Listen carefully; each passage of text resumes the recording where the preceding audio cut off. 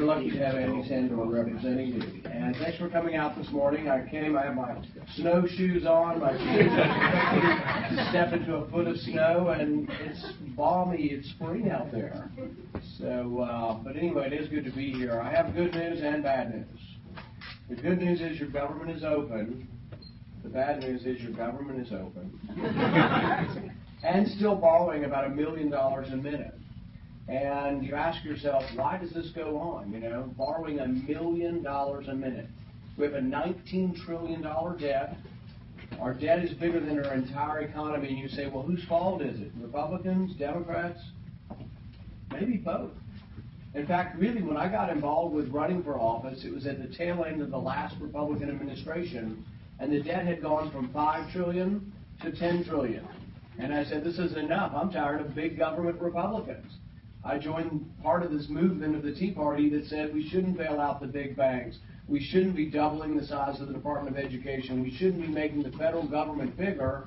If we're Republicans, we should be the ones who actually are advocating for balancing the budget, for limiting spending.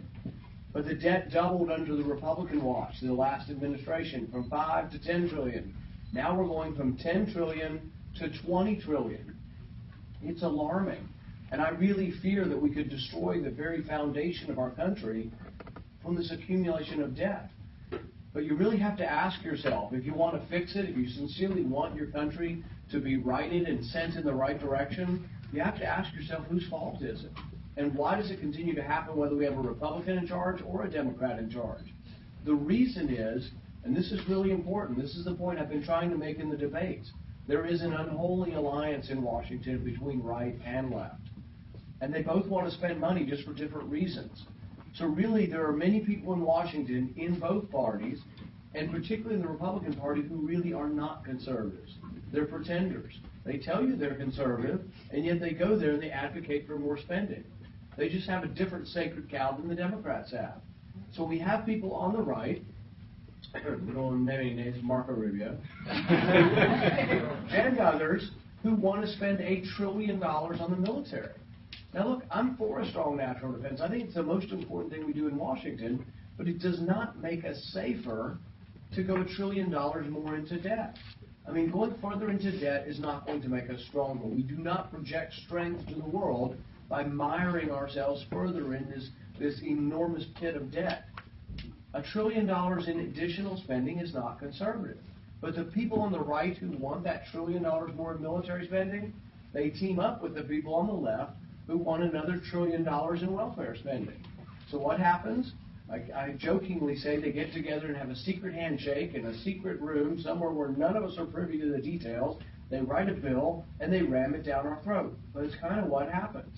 In the next week, there will be what they call an omnibus. An omnibus or a continuing resolution is just a collection of all of the spending of government, and nothing gets fixed. Nothing gets reformed. All the spending will be in one bill, and mark my words, it'll be 1,000 pages or more, and no one will read it. There'll be all kinds of shenanigans that happen. It happens in the dead of night, behind closed doors. Some people will get some things they want.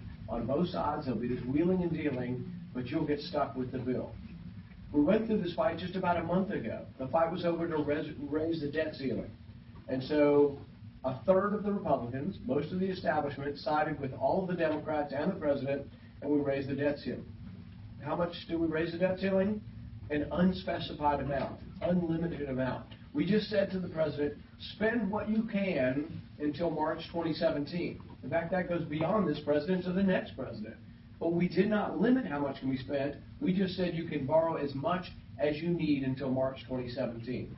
That's a recipe for disaster. But where did the impetus come for? How did the deal come about? People on the right, the McCains, the Grahams, the Rubios, those who think that we should be in perpetual war everywhere all the time, they said we have to increase the military spending. So what did they do? They made a deal with the left that said we need more welfare spending. So you get welfare and warfare coming together, and you have a budget-busting proposition. But if we don't recognize this, if we just somehow think, oh, any Republican's better than President Obama, that's what you hear all the time. You hear this rhetoric, oh, it's just all President Obama. Well, he's a big part of the problem, but guess what? Unless we elect a Republican that's somehow going to disrupt what's been going on in Washington, we're going to get more of the same. This is a real problem, and frankly, one of the main reasons why that you need a candidacy like mine to point out and say there's got to be a different way. There's got to be a different way of doing things, or we're going to run the country into the ground. Now, people ask me, they say, what's the worst thing that the president's doing to our country? And I say, well, how long do you have? But it isn't really just Obamacare. It's not the banking regulations, the business regulations, the energy regulations, all that. All that's terrible. But really what's happening, and it's a continuation of what's happened under previous presidents, but the worst thing that's happening under this president is the collapse of the separation of powers. Our founding fathers wanted the branches of government to be co-equal and to check and balance each other. Congress is supposed to be equal to the presidency. But over the last 100 years, and particularly over the last 8 years, the presidency keeps growing and growing and growing in power. So I would estimate that the presidency is 1,000 times more powerful than Congress. How did that happen? Weak Congress and strong presidents grabbed up the power. Now, when Madison talked about the Constitution, Madison said that we would pit ambition against ambition. The ambition of Congress to search and want more power against the ambition of the president to have more power, and they would check and balance each other. But it's been fading away now for some time, probably really starting with Woodrow Wilson. Things became more and more centralized in Washington, and the presidency grew. How do you see this? So when we vote against things, the president just does them anyway. So cap and trade was this idea on more regulations on the coal industry. It failed in Congress, and so they did it by executive order. Right now, they're trying to pass new gun control by executive order. The president just thinks he can do it. Nobody seems to look at the facts, though, that even with the gun control issue, if you look at the facts and you say, well, maybe gun control will work. Well, it isn't working. They've got it in California. They have all of the gun control that the left wants. They've passed in California. The problem is if you're intent on committing suicide and killing people, you don't really care if there's going to be a fine. You know? Background checks don't work very well if your first crime is suicide. And you don't have a lot of repeat suicide bombers. And so these rules just won't work, but you'll give up your freedom. And what happens is law-abiding citizens won't have guns then. The Constitution put the District of Columbia under Congress. It's the only part of the country that is directly controlled and is administrated by Congress. And so the District of Columbia police chief came out last week or 2 weeks ago, and she said, if you see an active shooter, take them down. And I said, well, yeah, that's a good idea, but what with my bare hands, a baseball bat, what am I supposed to do? And so we put forward a piece of legislation for the District of Columbia saying that if you have concealed carry in New Hampshire, when you come to D.C., you ought to be allowed to have your concealed carry. That there ought to be reciprocity, and D.C. ought to have a concealed carry. The thing is that there is no easy answer. The easy answer, or the ultimate answer, is we try to root out evil in the world, and I'm not sure government's going to be rooting out or making people less evil. But until people are less evil, maybe we need to have self-defense. Maybe we should be allowed to defend ourselves. Maybe we ought to announce that we're not going to have gun-free zones where people can show up and just shoot everyone. I think it'd be, the thing is it won't make it perfect, but why wouldn't we just announce that in all of our schools, if you come in, you may be shot? Why don't we announce for all the commercial airliners that if you come in the cockpit, you will be shot? And the thing is we do the opposite. In our cockpits now, I think it's probably less than 10% of our pilots are armed. Now, we started arming them after 9/11. Seems like the first line of defense. Why not announce to the world that all of our pilots are armed and put a sticker on there, protected by Smith & Wesson, come in at your own peril? But because it's government, and government can't do much of anything well, they set up a program, and in order, if you're a commercial airline pilot, to get your permit to have a weapon in the cockpit, you got to go to New Mexico for 5 days for a course. Well, that's expensive. A lot of people don't want to take 5 days off of work and fly all the way to New Mexico. Why in the world would we set it up in one place? So if there are 10 people who work in New Mexico teaching the course, why not put them on a plane and fly them to Chicago, to New York, and do 5 regional places where you could do it? So I've introduced legislation saying, let's make 5 regional centers where you can actually go and get your gun permit. Then to reinforce if you're a pilot and you want to keep your gun permit, you have to shoot every 6 months.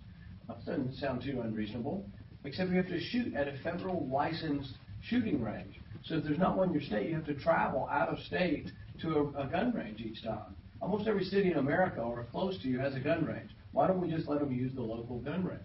There's all kinds of ways that aren't going to make society perfect, aren't going to make the risk for terrorism zero, but we can improve things. Why don't we let our soldiers carry their weapon on the base? Why don't you let your soldiers at the ROTC recruitment office, which is apparently a target now, why don't you let them carry a weapon? Why don't we announce if you're going to come in the ROTC office, you will be shot. If you're a terrorist and you want to come in our office, you're going to be shot.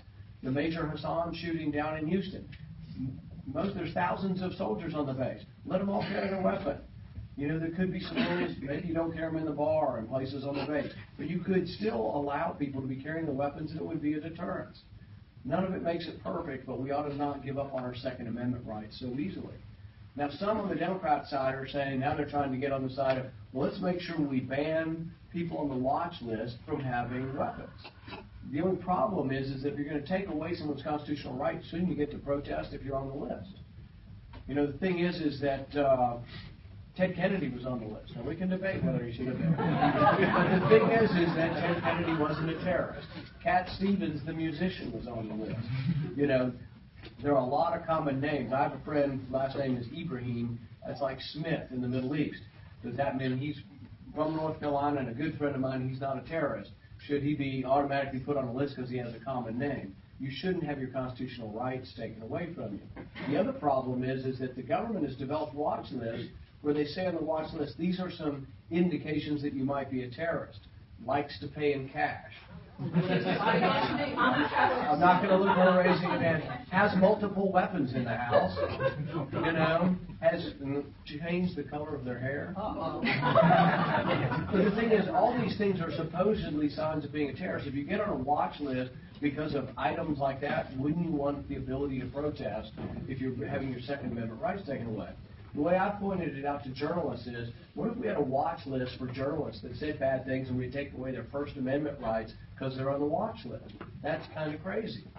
I think there is a way, though, that we can protect ourselves. And we're saying, well, what does it take? Should we send 500,000 troops back into the Middle East to have another Iraq war? Will that make us safe? I don't think that's going to necessarily help us. We've done that. We can do it again. ISIS can be defeated in 6 months. 500,000 American troops over there will defeat them. But then what? It's an ideology. It's a barbaric form of Islam that will rise again once they're defeated. If they see Americans, if they see Westerners, if they see Christians over there defeating them, it's going to rise up again. The ultimate answer here has to be Sunni Islam has to rise up. Sunni Islam has to be the boots on the ground. They have to be Arab boots on the ground. And that's the only way you're going to have a victory. It's the only victory that the local people will accept. All of the villages that ISIS occupies are Sunni Muslim villages. They won't accept Shiite troops winning. So Shiite troops can't be the victors. Americans can't be the victors. The French can't be the victors. Europeans can't be the victors. It has to be the people who live there. That doesn't mean we do nothing. I think we can help in the process. But if it's American boots and we push aside all the local people and say we're going to do it, they are never going to accept the victory. They're never going to accept the peace. And it's also, this is a problem. And the thing is I'm not Muslim. I can't go around saying it's not true Islam. I can say that, but it needs to be Islam saying this is not true Islam. It's going to have to be civilized, mainstream Islam rising up and saying this aberration does not represent us. Look, I have friends who are Muslim. They come to me and they say we are a peaceful religion. And I think the vast majority of American Muslims and Muslims around the world believe that. But they are going to have to be part of the answer. It can't be us replacing them and fighting this war. It has to be them at the front lines. Can we do some things about it? Yes. Saudi Arabia is a big part of this problem. They sent 16 of the 19 hijackers here. There's some people who think some of the financing actually came directly from the government. We have to tell Saudi Arabia they need to quit being part of the problem. They have been sending arms, as we did, as Qatar did, into the allies, basically, of ISIS, the allies of Al-Qaeda in the Syrian civil war, indiscriminately sending arms in and ginning up that contest. And now most of those weapons are in the hands of ISIS. Whether anybody wanted to directly give them to ISIS or not, that's where they all are now. So if we want to defeat ISIS, I say this, and it's somewhat a joke, but somewhat serious, first thing I want to do is quit arming ISIS, quit sending them arms. They have $1 billion worth of U.S. Humvees. They have $1 billion in U.S. cash. They pay their troops with our money. They have tanks, U.S. tanks. They have anti-tank weapons. So the thing is, we have to think about what we're doing and not just think, well, we can militarily do something, so let's do it. We have to think of what is the next consequence when we do it. As we look forward and we say to ourselves, how are we going to get out of this mess? How are we going to be a strong nation strong enough to defend ourselves? We have to quit borrowing so much money. We cannot continue spending money we don't have. I think the simple proposition of only spending what comes in could make us a stronger nation, could allow us to be the greatest nation on earth again.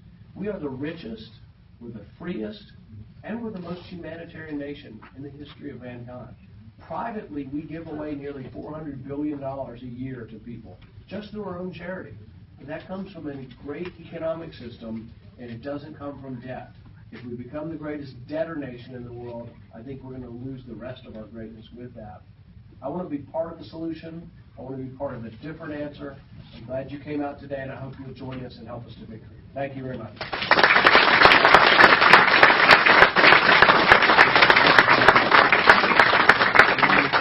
Ladies and gentlemen, thank you. The Senator has a couple minutes, so I think he'd be willing to take some questions. Yes. I have a question about immigration and Islamic terrorism. Lindsey Graham, one of your competitors, he likes to say that we have to fight them over there, which to him means, neocon militarism endlessly. Because if we don't fight them over there, we're going to have to fight them here. But then when somebody using a little bit of logic says, well, Senator Graham, if we don't allow these people into our country, we won't have to fight them here. And perhaps we won't have to get so involved so thoroughly and disastrously over in the Middle East. You recently proposed a bill that seems reasonable and logical, and it seems like it's got a bit of a sense, that until we can vet some of these people a bit more properly, maybe we should not be accepting some of the immigrants from certain countries that have large Islamic radical terrorist organizations. But 89 senators said, no. We have to continue to allow mass immigration. We have to have open borders immigration. Anybody who wants to come here needs to come here. Now, the FBI director, Comey, recently said we cannot properly vet all the people that are entering the United States. Now, when the FBI director says that, you'd have to say that your legislation seems to be something proactive and practical to solve a problem. But unlike Lindsey Graham, who's a complete lout, and I can't stand him, he just says, let anybody in, and we're fighting forever. Let me respond to that. I think you made some good points. One, I think that the Achilles heel of people like Rubio or Graham is they want to profess to be so tough, and we're going to fight them over there, and we're going to, make the sand glow and all that stuff. But if you're going to do that, but you're going to let everybody come in with no scrutiny, then I don't think you're really strong on defense if you're not going to defend the border first. We have to realize that starting with 9/11, every terrorist act that you can point to in our country came through the legal immigration system. That doesn't mean we should never let anybody come to our country, but it doesn't mean we need to be careful about who comes to our country. The 19 hijackers that came for 9/11 all came with a visa. 2 of them said they were students, but didn't enroll in school or weren't in school at the time. So should we police the student visa system to say, if you're coming from Pakistan, we have to know that you're telling us the truth and you went to school? Without question. But 15 years later, we're not doing it. The president says, well, refugees are all, that's just women and children, and, there's no risk at all. I live in Bowling Green, Kentucky. 2 Iraqi refugees of age 20s to 30s came to my town and immediately tried to buy Stinger missiles.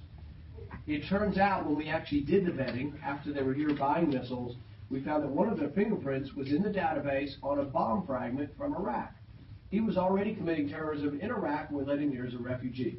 Is there the possibility that people are going to use our normal visa system to come here to attack us? Absolutely. And we need to know that.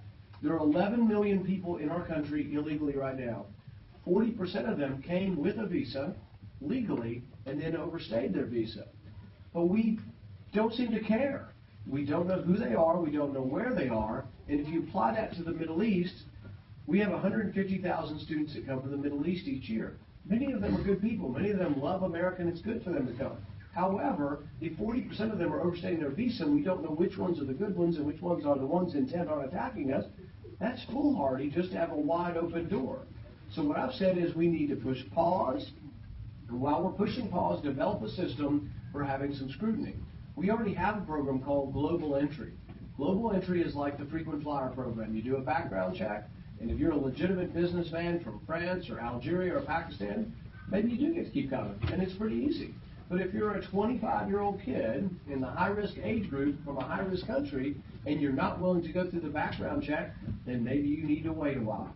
And we actually did turn down a few of the hijackers. In 9/11, a couple of good immigration officers who turned down people who had a suspicion about somebody. One of the hijackers that we caught in advance, they call him the 20th hijacker, Moussaoui, was a French citizen. He came with no visa. And this is a big risk, and this is what we're talking about, and we're fools not to talk about it. All of Europe, they've traditionally been our friends. They come with visa waiver, no visa for 90 days. The problem is the people who attacked in France were all French citizens. Every one of them, if they're not on a watch list, could get on a plane and come to America with no scrutiny. So I'm not, I have many friends from all around the world, people who were born everywhere. My family were immigrants at one time. I'm not against immigrants. I'm not against Muslims. But I am for saying that we have to have stricter rules on how we let people come. And if it's a little bit of a waiting period to get into global entry or to get into a frequent flyer program, I think that's the least we can do. And it does amaze me, though, that the bill I put forward, the vast majority of people, the Rubios, the Grahams, all oppose that. And I don't think it's consistent for them to try to profess their big, for defending the country if they're not willing to start by actually defending the border. Yes. Senator Paul, approximately 14.6 of Americans live below the poverty line. What's your reaction to that statistic, and what would you do to rectify that? 14.6 million. 14.6%. The question is about what we do about poverty. What do we do about those who live below the poverty line? We've had a war on poverty since the 1960s, and I somewhat jokingly say that I think poverty's winning. We've got a war against poverty, and unfortunately poverty's winning. We're not a lot better off as far as percentages than we were in those days. Now, you can argue there's a little bit more of a safety net than there was before 1964. But if you argue, is there less poverty, there's still the same amount of poverty, and some would argue maybe even more poverty than there was. We've tried the idea of direct grants. Like in my state, I have two areas of significant poverty. We have a poor urban area in Louisville, and I have all of the Appalachian Mountains, which are poor and mostly white and rural. We've tried. We have Appalachian rural development programs given millions and millions, probably billions of dollars over 40 years, and it doesn't seem to have changed anything. What I've been arguing for is a different way of looking at poverty. Instead of sending your money to me in Washington and then begging to get some back, and then I have $1 million and I'm going to bring it to you and I'm going to give it to you and say, I'm going to fix poverty, you create jobs in your community. Well, the problem is I have no idea who to give it to. So if I give it to John Smith in the Appalachian Mountains and I say, John Smith, start a restaurant, 50, 60, 70% of people who start restaurants fail. So if I give it to the wrong person, I didn't create any jobs. What I would rather do is, Andy has a restaurant. He's been in business how many years? 9 years. So he's proved that he can do it. I'm not making him a good businessman. People vote every day on whether he's going to succeed. And he has a payroll, and he has a bottom line, and he has to please you. You vote on whether he is successful. So what I would rather do to help poverty is to help a business in an area of poverty by lowering their taxes. Rather than me say I'm going to start a new business, I often give it to the wrong person. So let's say instead of the $1 million coming to Washington, then I bring it back to Appalachia, what if I leave the $1 million in Appalachia? And so what I would do is I would carve out areas of high unemployment and high poverty, and I would dramatically lower their taxes to leave billions of dollars. So my plan would leave nearly $1 billion in West Louisville over 10 years. My plan would leave $3 billion in the south side of Chicago over 10 years. But it wouldn't be me picking who I give it to. The problem is if you let politicians pick who they give it to, they tend to give it to people who are their friends and supporters and contributors. So like the Department of Energy passes out billions of dollars of loans. One of the loans was a $500 million loan to a billionaire. Why would a billionaire get a taxpayer-funded loan? Well, he was a big contributor to the president's. The guy in charge of the loans at the Department of Energy happened to have been a campaign operative, and they've been passing out loans right and left, all to prominent Democrats. Now, I'm sure Republicans do the same thing, but we have to stop that. And the way you stop it is let's don't give direct grants. Let's give money back to communities in the form of much lower taxes But money's money, and I think the money would be better spent because the money would actually be in the hands of the productive businesses that are already in that community. Yes. Yeah, Senator Paul. Recently, a group of scholars and experts wrote a letter to the State Department addressed to John Kerry, contending that the treatment of ISIS towards minorities, particularly Christians, constitutes genocide. They're experts on the Genocide Convention. They contend that the systematic, assassination of leaders, mass murders, torture, the enslavement of women and girls, mass rape, the destruction of church properties, Christian cemeteries, on and on. These just general abuse of minorities, particularly Christians, should be recognized by the State Department as genocide. And in doing so, they said this would create immeasurable support from the international community. Why hasn't the State Department, acknowledged what is going on there in Syria and Iraq? And would you support that these scholars? It's a good question for Hillary Clinton when she comes to town. I think when we look at the overall picture of Christians in the Middle East, there are some things we need to understand about their plight, and this goes to whether or not it's genocide or not. There have been Christians in the Middle East since the time of Christ, and the Chaldean Christians were a big group in Iraq. They almost don't exist in Iraq anymore. Mm-hmm. Where did they go? They fled because of the war toppling Saddam Hussein. So I would argue that the first war wasn't a good idea because it displaced, some say, about 250,000 Christians. And where did they go? They actually fled to Syria. Why did they go to Syria? Because Assad protected them. Now we want to topple Assad. If we topple Assad, where are the Christians going next? There's no place left. And that's the other thing about this war. The McCains, the Grahams, the Rubias, they're hell-bent on toppling Assad. They want to beat ISIS too. They want to beat both sides of the war, which is really kind of a crazy notion. They want to bomb both sides of the war, but they want to get rid of Assad. The Christians are protected by Assad in Syria. There are more Christians in Syria than any other place in the Middle East other than Egypt. There's at least 1 million. Some say 2 million Christians in Syria. If you ask a Christian in Syria, who would they rather have, Assad or ISIS? They'll tell you 100% they'll take Assad. They don't love him, but if those are the two choices, and sometimes war has a variation of evil on both sides. So if we want to help Christians, the first thing we need to do is we need to not always think that our job is to topple secular dictators. The secular strongmen have been sort of the history of the Middle East. And I'm not saying we should advocate for the secular strongman either. We shouldn't be an advocate of giving money to Assad or to Hussein or to Gaddafi. But each time we've toppled them, it's been worse for Christians. So if we are worried about genocide of Christians in the Middle East, the first thing we should do is not do anything that makes it worse. And so I think most of the things that we've done in the last couple of decades have actually made the genocide of Christians more possible. What do you do now? It's a difficult situation now. You have millions of people displaced within Syria. I think the surrounding countries need to do more. Saudi Arabia won't let a Christian in their country. I mean, you can visit, but you can't go to Mecca, you can't go to Medina, and it's, they'll keep you in a couple little ghettos or enclaves, but they're not excited about having Saudi Arabia ought to take Christians. Saudi Arabia ought to take Muslims. Saudi Arabia ought to take some refugees. They're not taking any refugees in Saudi Arabia. Qatar's not taking any refugees. All of the Gulf states are doing nothing.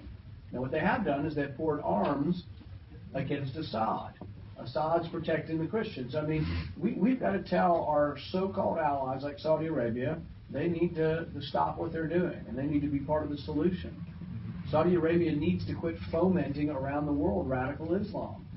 They say during the Afghan war, they sent all that money, including Saudi Arabian government money and U.S. government money, we sent on the side of bin Laden and the Arabs that were fighting in Afghanistan. Saudi Arabia's logic was, well, we don't want them fighting the kingdom. We don't want them fighting the monarchy at home, so we're going to export our terrorists to another country. And the problem is then they finally started coming home. And that's when they finally got upset with bin Laden, when he came home and started fomenting terror within Saudi Arabia.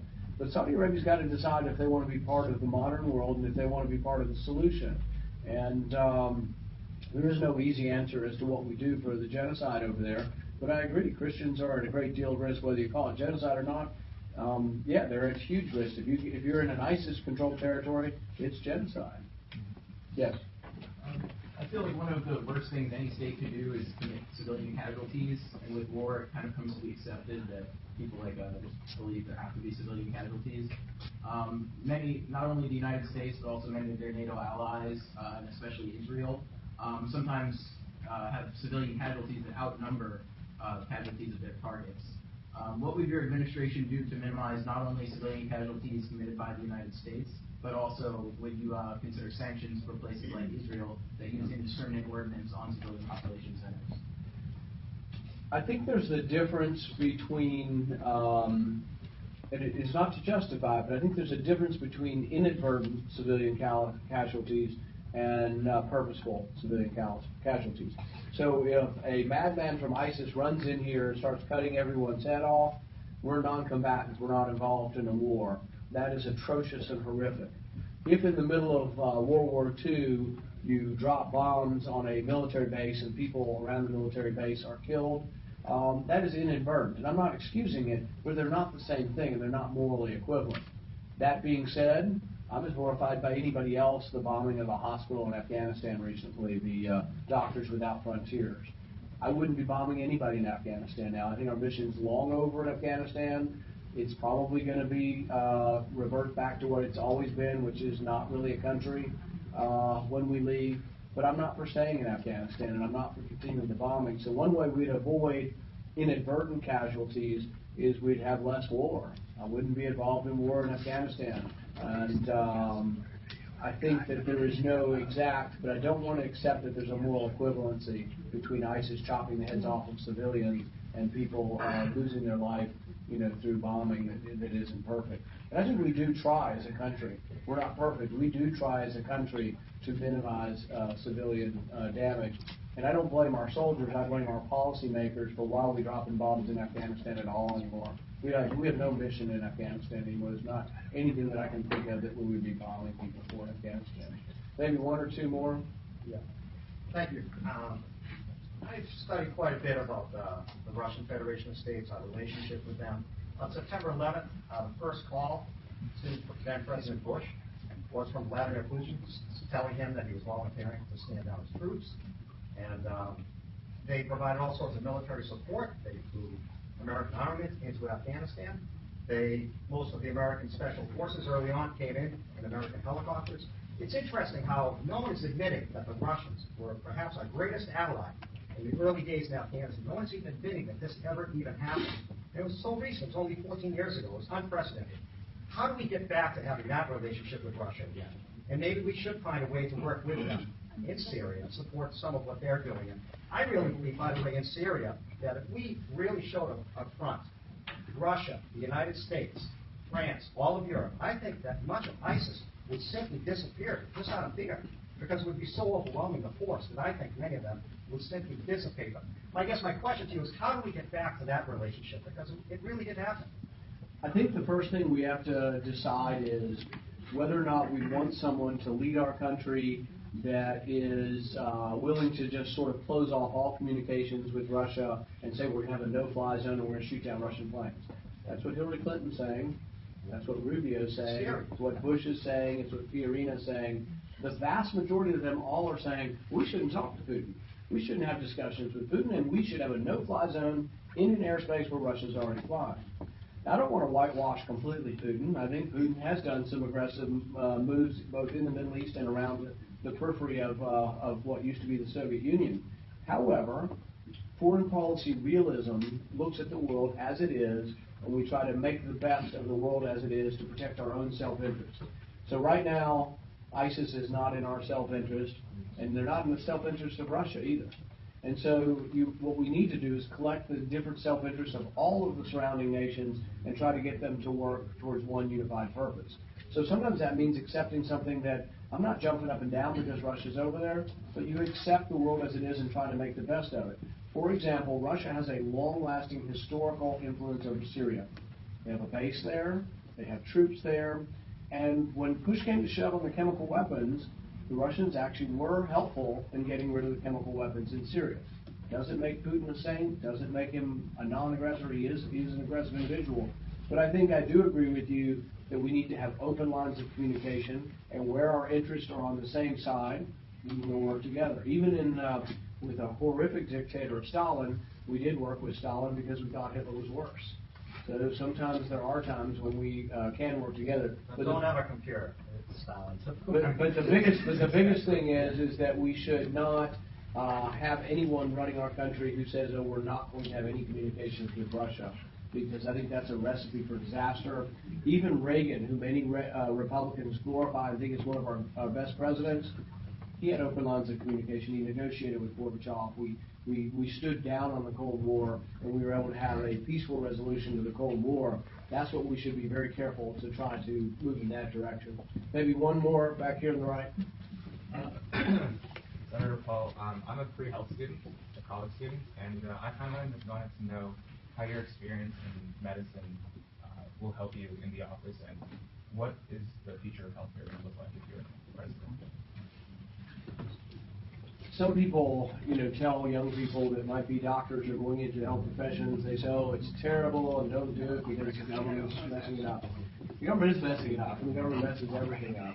But I still love medicine, and I don't try to discourage young people from going into healthcare because I do it even for free. So, I still do practice medicine for free. So there's something great about being involved with, trying to fix something, remove a cataract, let people see better. It is something amazing to be able to be part of that process. What is the future of it? Which way are we going?